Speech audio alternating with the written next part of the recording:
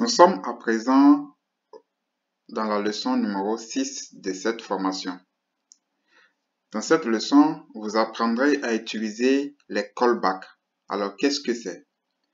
Les callbacks sont tout simplement des fonctionnalités définies au sein d'une application et qui sont déclenchées par l'interaction de l'utilisateur. Elles sont très utiles pour créer des expériences utilisateurs interactives au sein des applications. Une fonctionnalité callback a deux événements principaux. Ce qu'on appelle output, donc la sortie, et input, l'élément d'entrée. Ici, nous allons créer une application toute simple afin de vous montrer comment implémenter une fonctionnalité callback dans votre tableau de bord Dash. Alors, d'abord, définissons les deux éléments output et input. L'output, c'est la sortie qui définit plutôt quel composant sera modifié par la fonction callback. Donc, elle a deux arguments. L'argument component ID qui est l'identifiant unique du composant qui sera modifié. L'argument component property qui définit exactement ce qui sera mis à jour sur ce composant. Donc, dans le cas de cette application, c'est une figure. Maintenant, l'input, l'élément input, donc on a dit que la fonctionnalité callback a deux éléments, l'output et l'input. L'élément input a aussi deux composants et deux arguments plutôt, component ID et component property aussi. Donc l'entrée, c'est ce qui déclenche la fonction callback. Ici, nous avons component ID que nous avons nommé ID titre et component property value. Prend la valeur du composant. Donc, nous allons créer une application. Donc, voici le code.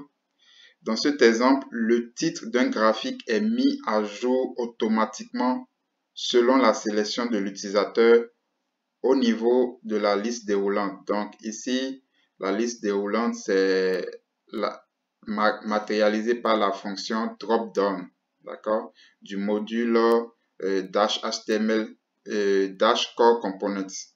Donc, exécutons cette application et nous allons voir ensemble comment tout ceci fonctionne.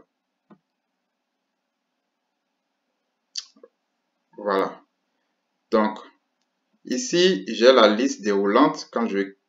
Il y a le titre par défaut. Donc, regardez, au niveau du code source de l'application, après avoir défini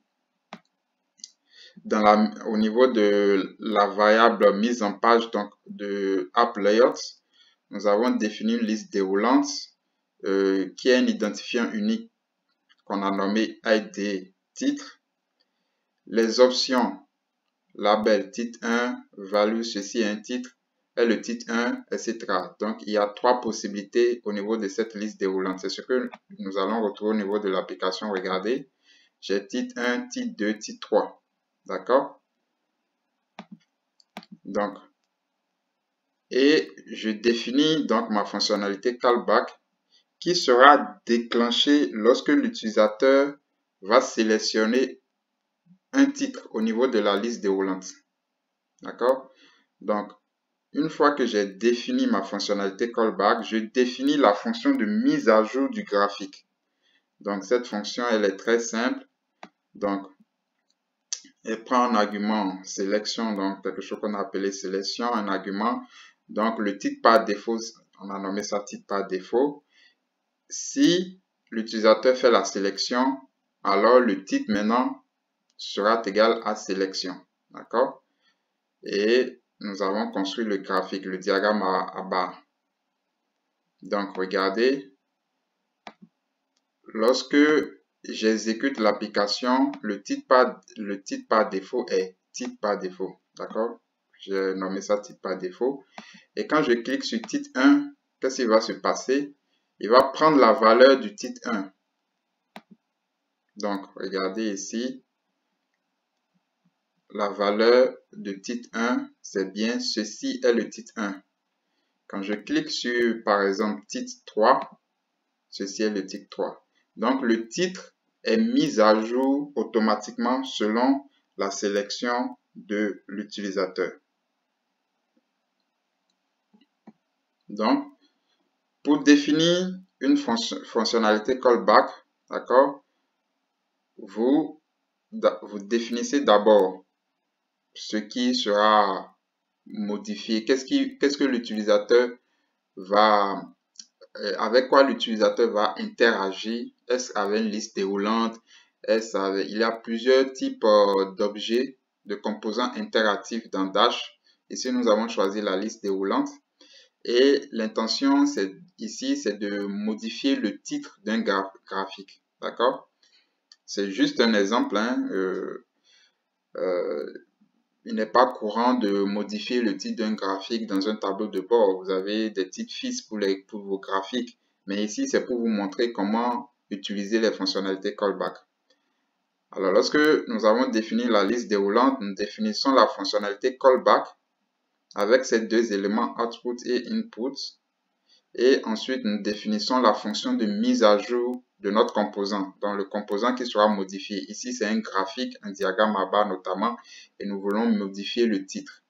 Donc, une fois que c'est fait, alors nous pouvons exécuter l'application et vérifier que nous avons ce que nous voulons. D'accord? Donc, si je sélectionne titre 2, la valeur du titre 2 s'affiche. Voilà. Les listes déroulantes font partie des composants interactifs les plus utilisés dans les applications web et dans les tableaux de bord. Dash possède une variété d'autres composants interactifs qui permettent d'améliorer la convivialité dans l'utilisation d'une application web. On peut citer par exemple les checklists, d'accord, le radio items, le slider, le range slider, le date picker single, le date picker range, etc. Lors de la phase projet de cette formation, nous allons voir d'autres types de composants interactifs autres que les listes déroulantes. Donc, voici pour cette 6e leçon qui a concerné les fonctionnalités callback qui permettent d'ajouter plus d'interactivité à notre application web. Dans la 7e leçon, nous verrons comment réutiliser des composants de Dash afin de rendre plus propre notre code et plus compact.